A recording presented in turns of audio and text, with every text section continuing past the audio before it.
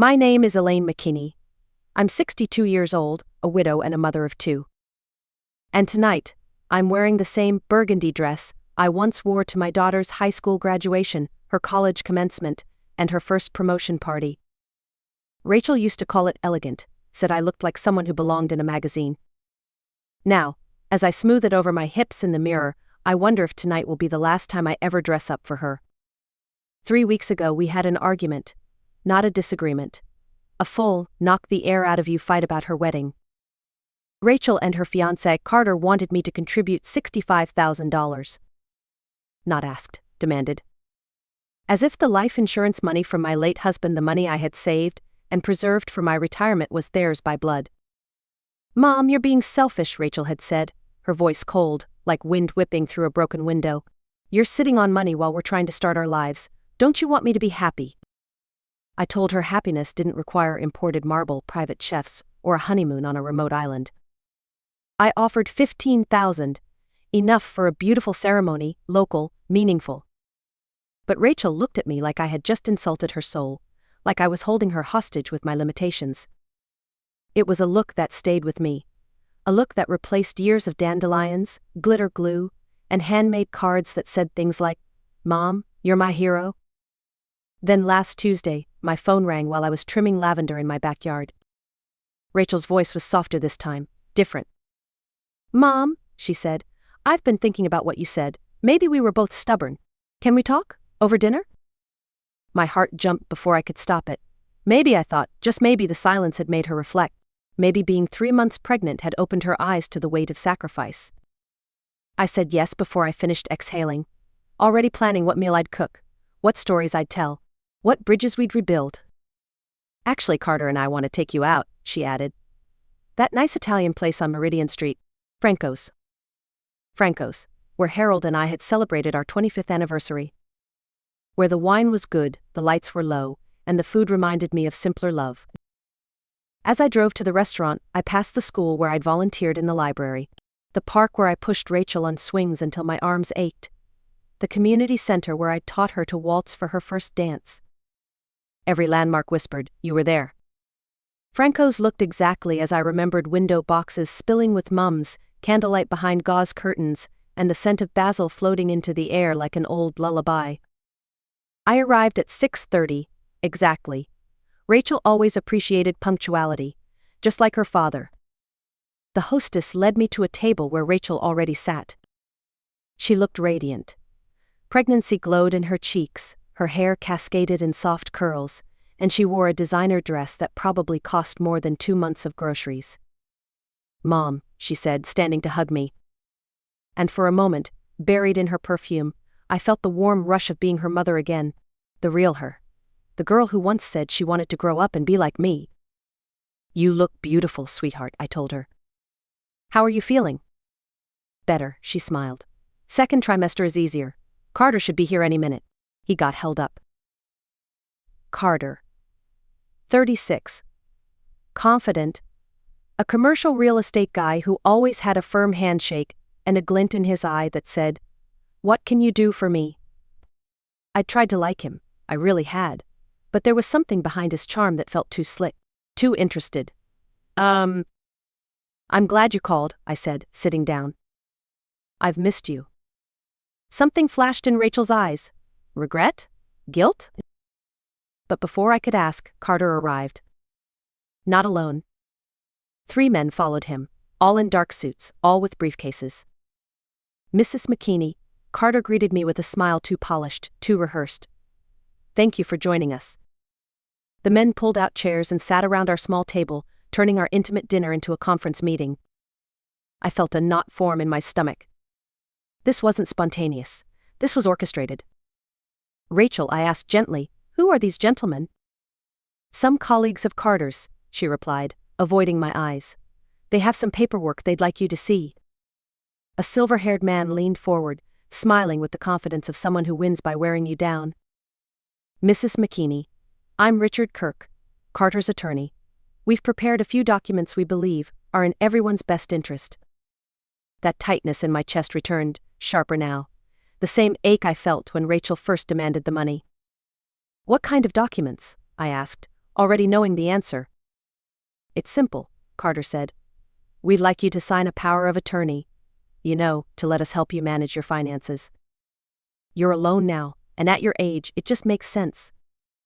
My age, I repeated slowly. Carter, I'm 62. Not ancient. Of course, he said, chuckling.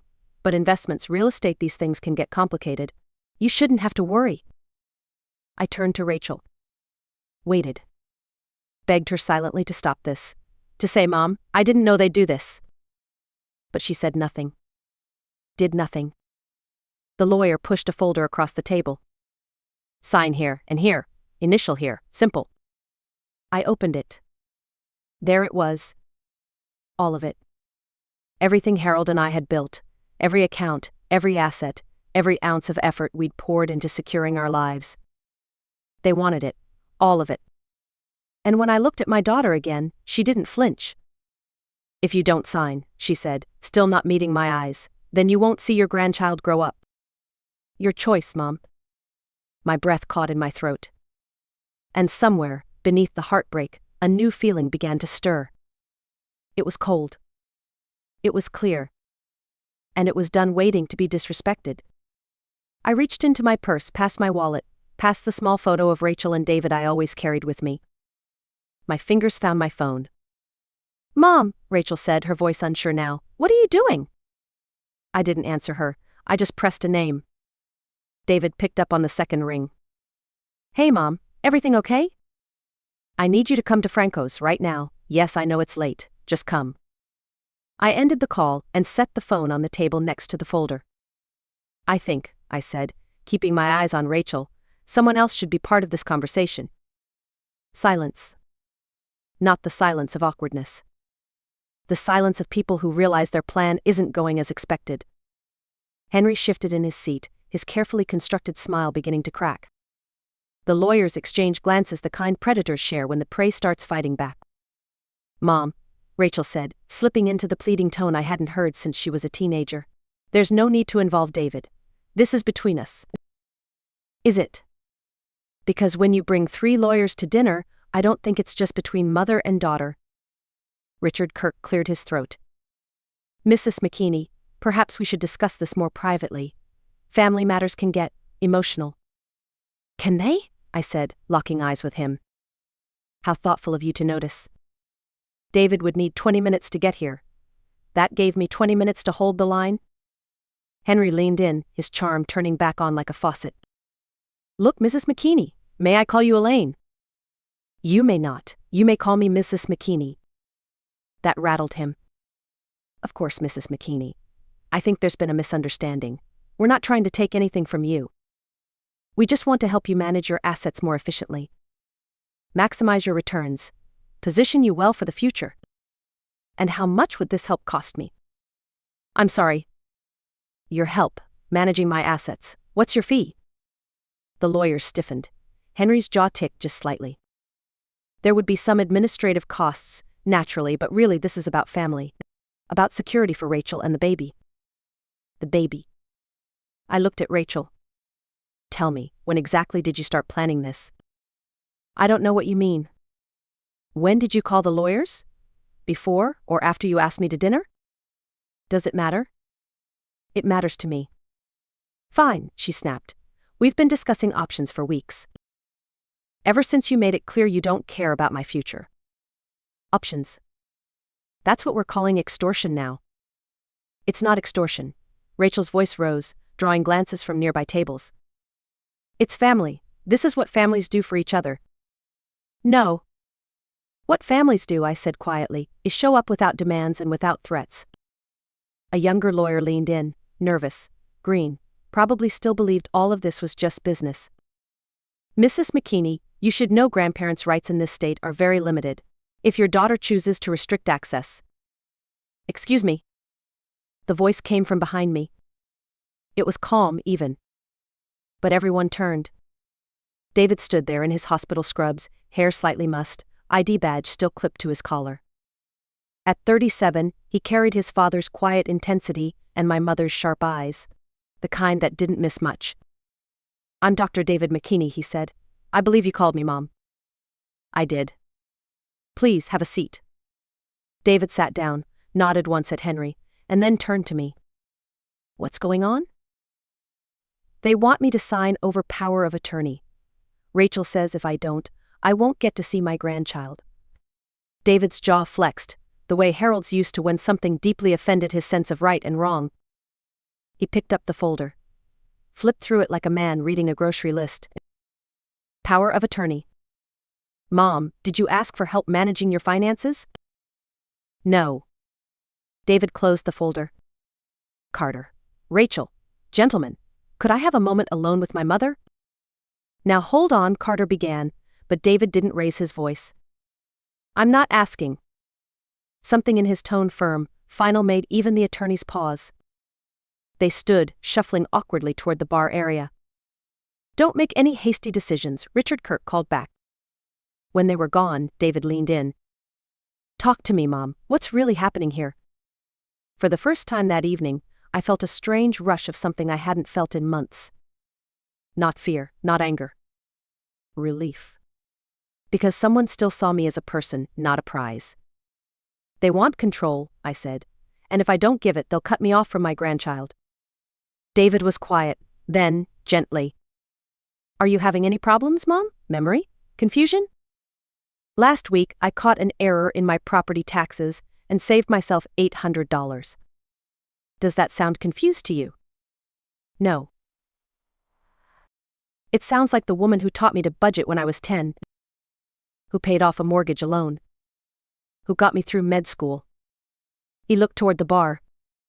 What happened to her, Mom? Mom! When did Rachel become someone I don't recognize? I didn't have an answer. But I knew one thing. This wasn't over. And I wasn't going down quietly. 3 weeks passed. Not a word from Rachel. Not a text, not a call, not even a forwarded photo of the nursery I'd helped her decorate months ago. But I didn't sit by the phone. I planted tomatoes, repainted my living room, replaced the curtains Harold had chosen with something light, something that let in more of the morning sun. I began living in my house again, not just existing in it. And every Thursday, like clockwork, my new neighbor Janet knocked on my door at 9 a.m., holding a casserole dish or a coffee thermos or a funny story about her 3 grandsons. We'd met 2 days after Franco's. She'd just moved into the duplex next door, after her own children had tried to pressure her into selling her home and moving in with them, not because she needed care but because they wanted the equity. Janet had said no. Firmly. Then she'd brought me blueberry muffins and said, I think we might understand each other. At 67, Janet had silver hair, eyes that didn't miss a lie, and the quiet confidence of someone who had learned the hard way how to set boundaries and not flinch. One morning, as we drank coffee together in my kitchen, she said, You know, Elaine, there's a group I heard about through the community center, for women like us, who've been targeted. Targeted. It was the first time someone had said it out loud without judgment, without pity. I was intrigued. 2 weeks later, I sat in a modest room at the Meridian Community Center, surrounded by 12 folding chairs and stories that felt achingly familiar. A retired nurse whose son had tricked her into co-signing a second mortgage. A grandmother whose daughter forged her signature to drain her 401k. A woman my age who had been locked out of her own home by her daughter-in-law. The stories varied, but the ache underneath was the same. Grief. Not just for lost money but for the realization that someone you raised, someone you loved, had seen you not as a person, but as a resource. Louise, my lawyer from Franco Zeppa, was the one who had referred me. Turns out she volunteered there twice a month, helping women draft protective trusts, explaining legal options, quietly fighting a war most people didn't even know existed. She introduced me as a woman with a story worth hearing. I shared what had happened at Franco's. Not the whole thing? Just enough. The room went quiet when I described the folder. The ultimatum. The baby used as leverage. And then, for the first time since it all happened, I heard something I hadn't expected. Clapping. Not loud, just the sound of hands softly affirming that I had done something brave. that I had turned away from manipulation and walked toward my own power. After the meeting, a woman named Rosa came up to me and said, "I wish I'd brought my son to a restaurant full of lawyers. You had guts." It wasn't about guts. It was about survival. The next week, I went back. Then again the week after that. Not as someone needing support, but as someone who could offer it. And slowly, something began to change. I wasn't just recovering. I was rebuilding. Not the old life, no, that was gone. But a new life. One where I wasn't just someone's mother or widow or target. I was Elaine McKinney. Whole. Strong. And no longer afraid to be seen. It happened on a Wednesday. Janet was at my kitchen table, sipping coffee and flipping through the grocery circular when she looked up and said, softly, "Michael called." My breath caught. He said Rachel had the baby. Just like that, everything inside me paused. A granddaughter, 7 pounds, 2 ounces, healthy. They named her Eleanor. My mother's name. The message was clear. Rachel was reaching, trying to pull me back in with something sentimental. Something she thought I couldn't resist. "She asked if you'd like to visit," Janet added, carefully. "She said visiting hours are flexible, that she'd very much like to see you." I stared at my coffee cup, steam curling upward like a question I didn't know how to answer. Part of me ached to go. To see the baby. To hold that tiny bundle of possibility and forget the past 6 months. But I'd learned to examine those instincts. Because sometimes love and guilt can look too much alike.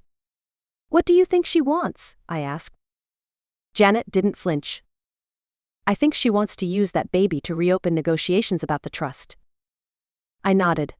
The truth always sounded clearer when spoken aloud. That afternoon, I called Louise. "I've been expecting this call," she said. "I want to meet my granddaughter," I told her. "But I want to do it on my terms, with clear boundaries. No manipulation." Louise didn't hesitate. "Then we'll create a plan. Supervised visits. Michael can be present. No discussion of the trust. No room for pressure. And if she refuses, then I'll know where I stand." Later that evening I sat at my desk and wrote a letter. Not out of anger, but out of clarity. I would very much like to meet Eleanor and have a relationship with her as she grows. However, any contact between us must respect the boundaries I've set for my own well-being. I am willing to visit with Eleanor in Michael's presence for limited periods. Any attempt to discuss the trust, my financial decisions, or past grievances will end the visit immediately. If you can accept these terms, please have Michael arrange our first meeting. If you cannot, I hope you'll reconsider when you are ready to prioritize Eleanor's relationship with her grandmother over your relationship with my money. I will always love the daughter you were. But I am no longer available to be victimized by the person you've chosen to become. With hope for your growth. And boundaries for my protection. Mom. I sealed the envelope before I could soften a single word. Then I walked it to the mailbox with the steady calm of a woman who had finally learned where love ends and self-respect begins. 6 months after that night at Franco's, I stood in the main hall of the Meridian Community Center. 12 women and 3 men were arranging chairs in a circle, their voices low, their movements deliberate. This was our weekly group, survivors of financial exploitation by family. We came from different backgrounds, different towns, different stories. But we all carried the same bruise in our hearts. At 72, Maxine Makowski moved like a woman with purpose. Rosa Pratt Kelly, only 60 but worn down by her son's gambling debts, carefully placed tissues on the center table. Janet settled beside me, her chair now unofficially hers. She had started coming 3 weeks after I did, under the excuse of curiosity, but I knew the truth. She came for me. At the door, a new woman stood clutching her purse like a shield. Mid-50s, hair perfect, but shoulders stiff with tension. First time I whispered to Janet, "I'll talk to her after."